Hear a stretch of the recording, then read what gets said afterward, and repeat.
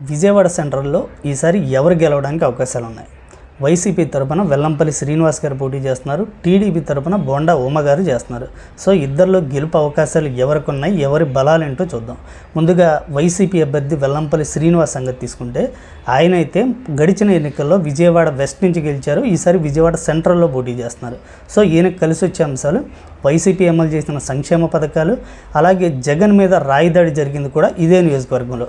So ఆ sympathy work out అవుతుంది అని ఈయనైతే భావిస్తున్నాడు. ఎందుకంటే ఆ రాయిదాడి ఘటనలో తనకు కూడా గాయమైనట్లు కంటికి కట్టుకట్టుకొని ఈయన ప్రచారం చేసుకున్నారు. సో ఇది కలిసి వస్తుంది అని అంటున్నారు. చూడాలి. ఇక మేజర్గా ఈయనకి కలిసి వస్తున్న అంశం అయితే కేసినేని నాని గారు. విజయవాడ ఎంపీగా ఉన్న ఆయనకి ఈ నియోజకవర్గంలో విస్తృత పరిచయాలు ఉన్నాయి. సో ఆయన ఇప్పుడు వైసీపీలో ఉన్నారు కాబట్టి కేసినేని ఫ్యాక్టర్ కలిసి వస్తుందని భావిస్తున్నారు.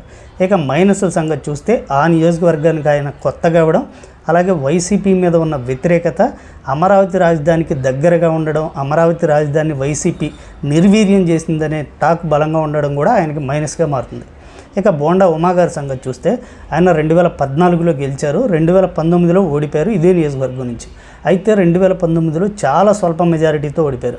అరౌండ్ 20 ఓట్ల తేడాతో మాత్రమే ఓడిపోయారు. సో ఆయన మీద నియోజకవర్గంలో కొంత సింపతి ఉంది. అది ఆయనకి ప్లస్గా మారే అవకాశాలు ఉన్నాయి. జనసేనతో పొత్తులో ఉండడం కూడా ఆయనకి ప్లస్గా మారే అవకాశాలు ఉన్నాయి. ఇక ఆయనకున్న మైనస్ల సంగతి చూస్తే కేసినేని నాని గారు వైసీపీలోకి వెళ్ళడం కొంత మైనస్గా ఉంది. ఎందుకంటే ఆయనకంటూ కొంత వర్గం అక్కడ ఉంది. సో ఆ వర్గం సపోర్ట్ దొరుకుతుందా లేదా అనే భావన అయితే ఉంది. సో అది ఆయనకి మైనస్గా మారే అవకాశాలు ఉన్నాయి. ఇకపోతే ఈ నియోజకవర్గం సంగతి తీసుకుంటే ఇక్కడ బ్రాహ్మణ పాపులేషన్ చాలా ఎక్కువ, దాని తర్వాత కాపుల పాపులేషన్, దాని తర్వాత దళితులు ఎక్కువగా ఉన్నారు. సో ఈ ఇద్దరు అభ్యర్థులు, ఒకళ్ళు వైశ్య సామాజిక వర్గం, ఇటు నుంచి వెల్లంపల్లి శ్రీనివాస్, ఇటైతే కాపు సామాజిక వర్గం. సో ఇద్దరిలో ఎవరికి ఎక్కువ ఓటింగ్ వస్తుంది? బ్రాహ్మణ సామాజిక వర్గం మెజారిటీ ఉంది కాబట్టి వాళ్ళే డిసైడింగ్ ఫ్యాక్టర్గా ఉన్నారు. వాళ్ళు ఎవరి వైపు మద్దతు తెలుపుతారు అనేది చూడాల్సిందే. ఇకపోతే వీళ్ళిద్దరి కంటే కూడా ఇక్కడ కీ ఫ్యాక్టర్గా సిపిఎం అభ్యర్థి ఉన్నారు, చిగురుపాటి బాబురావు. గడిచిన ఎన్నికల్లో ఈయనకి ఇక్కడ 27,000 ఓట్లు వచ్చినాయి. అదే టీడీపీ ఓడిపోవడానికి మేజర్ రీజన్గా కనపడుతుంది. ఎక్కువ ఓట్లు ఆయన చేల్చడం వల్ల టీడీపీకి పడే ఓట్లు మైనస్ అయిపోయి బోండా ఉమగారు ఓడిపోయారు. సో ఈసారి కూడా ఆయన బరిలో దిగుతున్నారు. అయితే కాంగ్రెస్ మద్దతుతో దిగడం ఇంకొద్ది బలాన్ని ఇస్తుంది దానికి. సో చిగురుపాటి బాబురావు గారు ఎన్ని ఓట్లను చీల్చుతారు, ఎవరి ఓట్లను చీల్చుతారు అనేది ఇక్కడ కీ రోల్గా ఉంది. సో ఆయనకైతే విజయవాడ సెంట్రల్లో విస్తృత పరిచయాలు ఉన్నాయి. ఎప్పుడు ప్రజల్లో ఉండే మనిషి, ఏదైనా సమస్య వస్తే వెళ్ళి అది సాల్వ్ అయ్యిందాక అక్కడే ఉంటారనే టాక్ అయితే ఉంది. సో అలాంటి వ్యక్తికి లాస్ట్ ఎన్నికల్లోనే 27,000 ఓట్లు వచ్చాయి.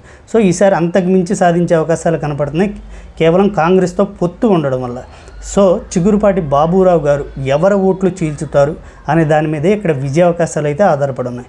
ఖచ్చితంగా చిగురుపాటి బాబురావు గారు తెలుగుదేశం ఓట్లు చీల్చితే అటువైపు వైసీపీ గెలిచే అవకాశం ఉంది. ఒకవేళ వైసీపీకి పడే ఓట్లు కనుక చీల్చితే టీడీపీ గెలవడానికి అవకాశం ఉంది. సో ఈ నియోజకవర్గంలో జెన్యూన్గా మాట్లాడుకుంటే ఇద్దరికీ విజయ అవకాశాలు సమానంగానే ఉన్నాయని చెప్పుకోవచ్చు.